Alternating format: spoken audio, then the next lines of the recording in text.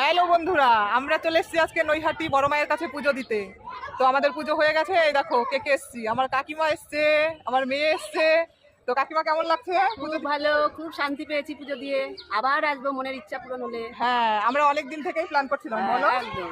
অনেক দিন ধরেই আমরা ভাবছিলাম যে আসবো, কিন্তু আসলে মায়ের ইচ্ছা না থাকলে, মা যেদিন আনবেন তো সেদিনই তো আমরা আসবো। তো মা আজকে হঠাৎ করে কৃপা করেছেন, চলে এসছি। এরকম সবারই তাই, মুখে যতই বলো, যদি মায়ের দয়া না হয়, ভগবানের দয়া না হয়, তাহলে কিন্তু কিছুই হবে না, ভগবানের স্থানে আসা যায় না। তো আমরা আজকে চলে এসেছি এখানে নৈহাটি বড় মায়ের কাছে। আসলে কিন্তু সবার মনের আশা পূরণ হয় শুনেছি।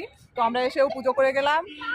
মাকে কিছুই বলিনি, মা তো সব কিছুই জানে, তাই না বলো? একদম। যে আমাদের কি লাগবে, কার কি দরকার, মা সব কিছু জানেন, কিছু বলতে হয় না, মা সব কিছু পূরণ করে দেন।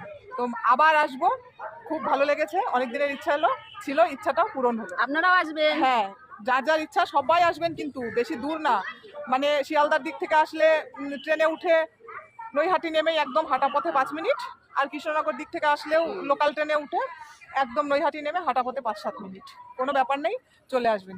আর এই দেখুন, এই যে পাশে গঙ্গাটা রয়েছে, গঙ্গা তো সবাই জানেন, এই গঙ্গায় স্নান করে অনেকে পুজো দেয়। তো আমরা স্নান সেরে এসেছি বাড়ির থেকে, আজকে আর ওর জন্য স্নান করা হলো না।